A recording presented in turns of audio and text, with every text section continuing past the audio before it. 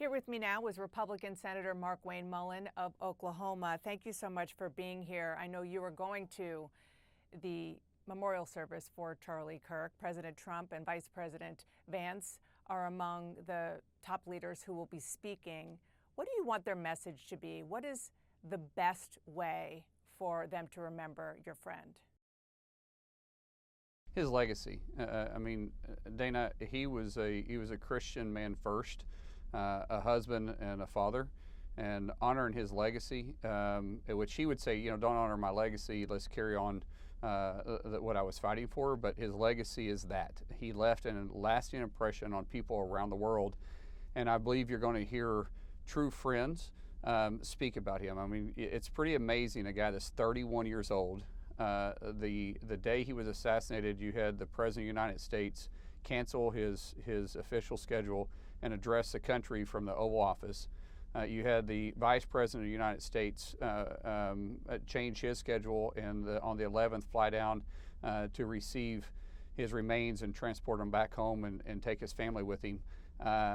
It's hard to believe a guy 31 years old made an impact like that around the world. You saw what happened in Korea, you saw what was happening in London, you saw what's happening in our campuses, our high school campuses, our college campuses around the country. It's just absolutely amazing, and so we're there to truly celebrate his life, and then move forward, carrying on his message.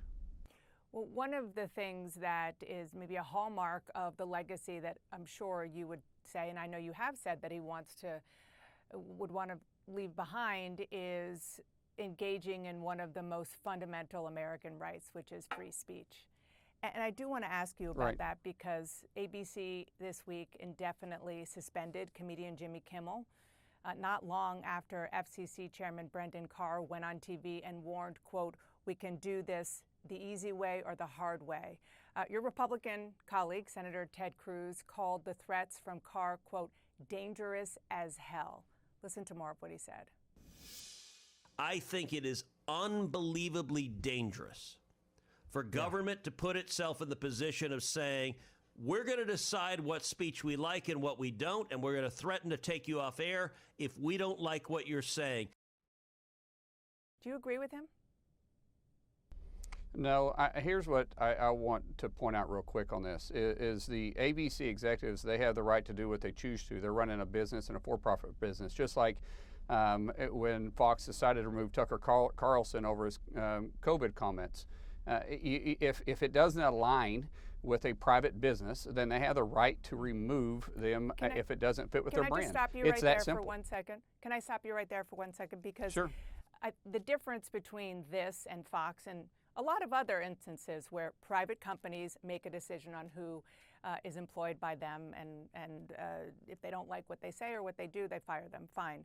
The big difference here, as you know, is that this is a broadcast network that was threatened by a government individual who has oversight over the regulation and potential for a merger in the future. And so this is also a network that has not been friendly to this administration whatsoever, and so I don't think a threat would make any difference whatsoever. They made a decision because Jimmy Kimmel said something that was extremely insensitive and a flat-out lie about the President of the United States, and there was no excuse for it. There was no excuse for making a joke. I don't care if you're a comedian or who you are, to making a joke about an assassination. There's no room for that at all, and ABC made that decision. And just like Fox made the decision over Tucker Carlson. And for anyone to say that we're trying to silence free speech, these are the same people that didn't stick up for Tucker Carlson when he got fired for speaking his mind about COVID on Fox.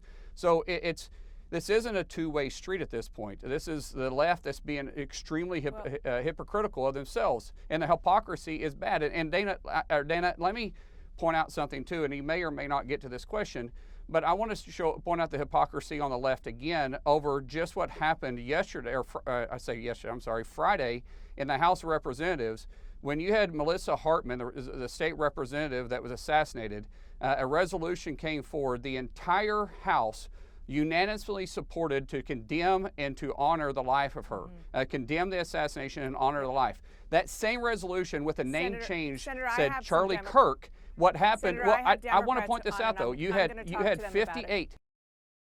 But I want to point it out too, because hypocrisy for both sides on the free speech needs to be pointed out, because the same resolution that had Charlie Kirk's name on, you had 58 representatives vote no, 38 voted present, 22 chose not to vote. That is silent. So you had 118 individuals that didn't condemn it because Senator, why? Get to that, because of hypocrisy over both sides. I want to return to you saying that it's sort of just liberals saying that this is a pushback against free speech, because you mentioned Tucker Carlson. He's one of the conservatives who is saying, whoa, just be careful. It's Ted Cruz, who's definitely not a liberal, Tucker Carlson, Ben Shapiro, and others saying that they are concerned that if the Trump FCC and the president himself go down this road, that what's to say that the same thing couldn't happen when Democrats take office? And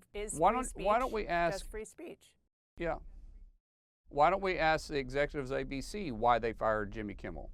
Maybe it was the fact that his show was losing money. I don't know. Maybe they were looking for an exit. But I really don't believe ABC would have decided to fire Jimmy Kimmel over a threat. ABC has been a long-standing critic of President Trump. They did it because they felt like it didn't meet their brand anymore. That's it. So while you and I can debate why they did it, we can assume that it was it was because of a message. But there was the only person that can answer that question is their executive board. That's it. I want to move on, but there was pressure from the FCC very publicly, and from the President of the United States threatening to take away licenses. I want to move on to sort of a different version of what we have seen this week from the President. He claimed that 97% of stories about him on newscasts are negative, and he said, I think that's really illegal. Here's a little bit more of what he said.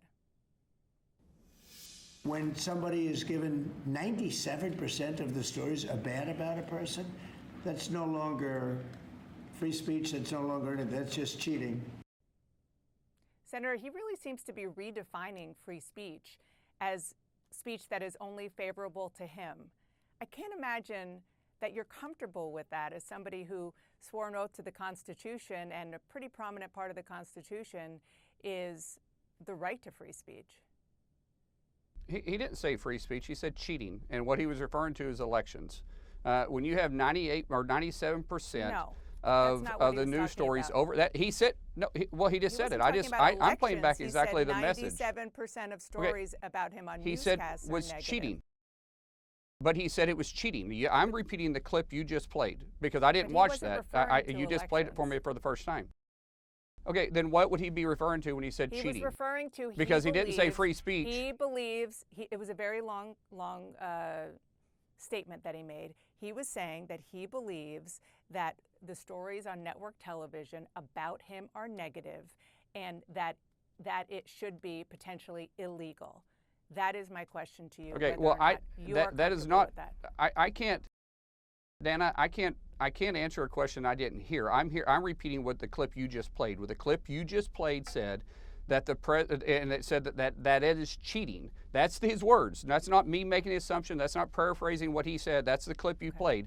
And that 100%, because we've had this conversation, that 100% refers to elections. When you have 97% of the news stories on him that's constantly telling bad stories, and by the way, that wasn't even close what was happening when Biden in office. You guys were covering it up constantly, what he was doing. And so when 97% of the news stories are negative about him and 99% about Pete Hegseth is negative, it is cheating because you're putting out a narrative that isn't true. I guess my question is, if you just kind of take a step back, sir, because let's say he was talking about, you speak Trump speak, you talk to him all the time. Let's just say you're right that when he said cheating, he in his mind was referring to elections. But it is, since the beginning of time in the United States of America, presidents have not liked the criticism that they got when they get coverage that they don't believe is favorable to them. But they have said that's just part of being the president in the United States of America with a free press. You don't think there's a slippery slope going on here with that?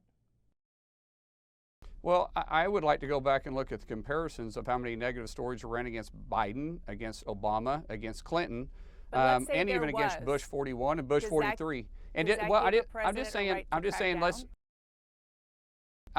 He didn't say he was going to crack down. He said it was cheating. I'm just repeating the words, but I'm just saying there is a problem, and I agree with him. There is a problem. There isn't any positive negative stories that our left-leaning media outlets can tell Do you about him. believe And in look, free speech? has he been such a bad president? Absolutely, I believe in free speech. Without a question, I believe in free speech. There's a thin line between free speech and when it crosses a line and causes violence. And when you start calling someone fascist, which is what we've seen prescribed on the bullets and on the magazines of these individuals, when you start using words of that he's a Nazi and comparing him to Hitler, and I'm not saying you've done that, I'm saying this is the negative stories that have been played about him. There is a problem at some point, and some people have to be held accountable. But free speech is free speech. Hateful speech is also free speech. But when it leads to violence, now that's a crossover, and people should be held accountable for that. Okay. We are out of time. I wanted to ask you about one other thing very quickly about the president making a pretty remarkable statement on his Truth Social post, saying, addressed to Pam Bondi, his Attorney General, saying, I reviewed over 30 statements and posts saying essentially the same old story as last time. All talk, no action, nothing is being done. What about Comey, Adam, Shifty Schiff, Letitia? They're all guilty as hell, but nothing is being done. He's asking his Attorney General in a public way to go after his political enemies. Very open about it. You're okay with that? Well, I think what we know is President Trump is very open and transparent with the American people, and he speaks his mind. And that's what his supporters love about him, and that's what America loves about him. I don't think there's any question that Comey should be looked at. I mean, we just got to look at the 86 comment that he made, and when we start looking at the lies that he chose to continue with Russiagate, Adam Schiff went out while he was the chairman of Intel every single meeting and said that we had the smoking gun, and he said that for how many weeks straight.